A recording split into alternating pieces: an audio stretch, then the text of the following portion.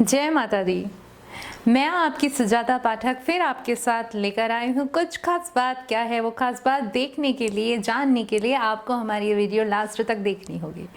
आप देख रहे हैं हमारा यूट्यूब चैनल एस्ट्रो वॉइस। सबसे पहले बड़ों को मेरा प्रणाम और छोटों के लिए मेरा ढेर सारा प्यार।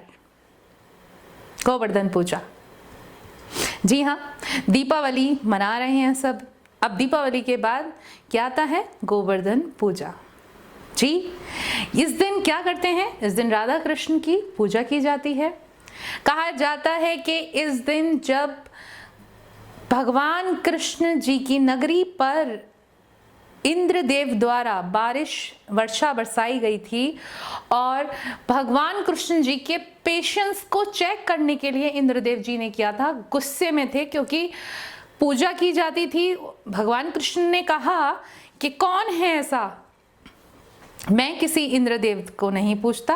वो जानते थे लेकिन इंद्रदेव नहीं पहचान पाए, तो इंद्रदेव जी ने उनको चैलेंज किया और चैलेंज करने के बाद उन्होंने उनकी नगरी यानी के द्वापर में इतनी वर्षा कराई, मथुरा में इतनी वर्षा कराई कि उससे सभी द्वापरवासी मथुरावासी परेशान हो गए।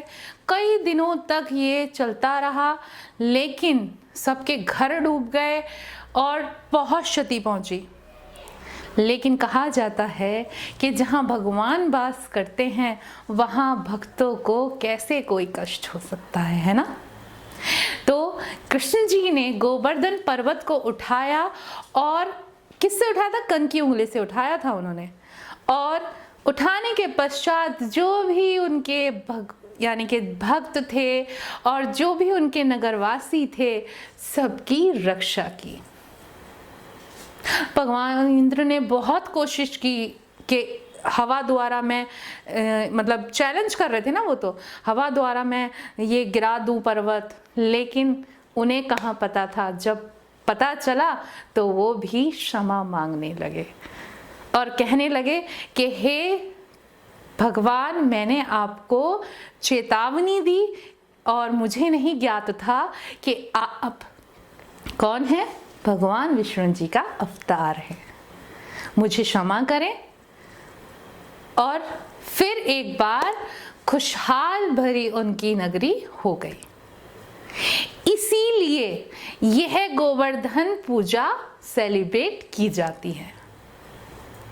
इस दिन जिनके घरों में यानी कि गौ माता पाली जाती हैं, दूध देने वाले जो जानवर होते हैं वो पाले जाते हैं, गौ माता या जो भैंस होती हैं उनकी पूजा की जाती है, गौ माता की पूजा की जाती है।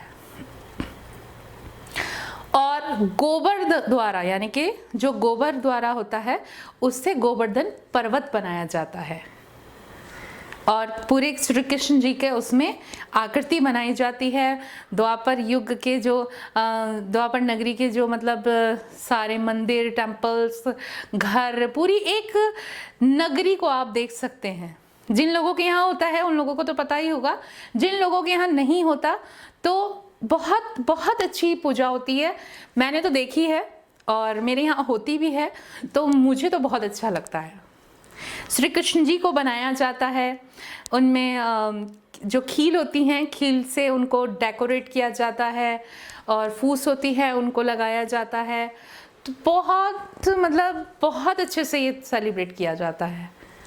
दीपावली से अगले दिन ही ये सेलिब्रेट होता है, लेकिन इस बार दीपावली से अगले दिन सूर्य ग्रहण पड़ रहा है तो ये 26 अक्टूबर को सेलिब्रेट होगा। अब क्या करें ऐसा गोवर्धन के दिन जो कि श्री कृष्ण जी द्वारा हमें आशीर्वाद प्राप्त हो? तो बताने वाली हूं मैं आपको इस वीडियो में। लास्ट तक आप मेरी ये वीडियो देखते रहिएगा। आइए बात करते हैं नौकरी के लिए। जी हाँ, जिन लोगों की नौकरी नहीं लग रही है, जो रोजगार के लिए परेशान हैं, उनको गोवर्धन के दिन क्या करें वो ऐसा जिससे कि उनकी ग्रह दोष यानी कि ग्रह स्थिति में सुधार आ जाए। कुछ नहीं करना है, बहुत छोटा सा उपाय है। आपको गुथा हुआ आटा लेना है। जी हाँ, गुथा हुआ आटा यानी कि 1 लोई के बराबर। चने की दाल लेनी है, गुड़ और हल्दी लेनी है। अब आटे को आपको थोड़ा सा रोटी की तरह बनाना है। उसमें ये सब चीज़ें हल्दी, गुड़, चने की दाल रख देनी है। उसके पास दोबारा उसकी लोई बनानी है और उस लोई को आपको गौ माता को खिलाना है। आपकी जो भी ग्रह दोष होगा, नौकरी नहीं लग रही है या प्रमोशन नहीं मिल रहा है, तो आपकी ग्रह स्थिति में सुधार आ जाएगा। आप ये उपाय गोवर्धन के दिन जरूर करें। साथ ही साथ अन्नकूट का, गोवर्धन के दिन अन्नकूट का प्रसाद होता है, बांके बिहारी जी का प्रसाद बनता है और वो सब में मतलब बांटा जाता है, वितरित किया जाता है। तो इस दिन आप अन्न का दान जरूर करें। अन्न का दान करने से माँ अन्नपूर्णा प्रसन्न होती हैं और वो आपके घर में धन धान्य भी देती हैं। साथ ही साथ अन्न का कभी अभाव नहीं होता है। तो अन्न का दान करें गरीब लोगों को, जिनको जरूरत हो, जरूरतमंद को। अब और क्या करें, घर के अंदर, जी हाँ, घर के अंदर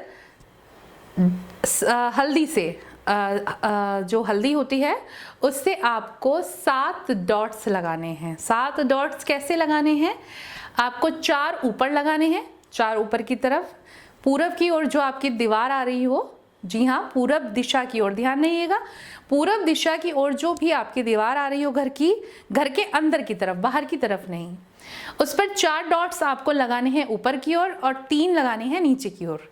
इस प्रकार से आपको वो 7 डॉट्स लगाने हैं। इससे आपके घर में सुख समृद्धि हमेशा बनी रहेगी। और साथ ही साथ कामना भी करनी है श्री कृष्ण जी से कि हे भगवान, हे बांके बिहारी लाल, आप मेरे घर में ऐसे ही मुझे आशीर्वाद प्राप्त कराते रहे, मेरे घर में सुख समृद्धि देते रहें।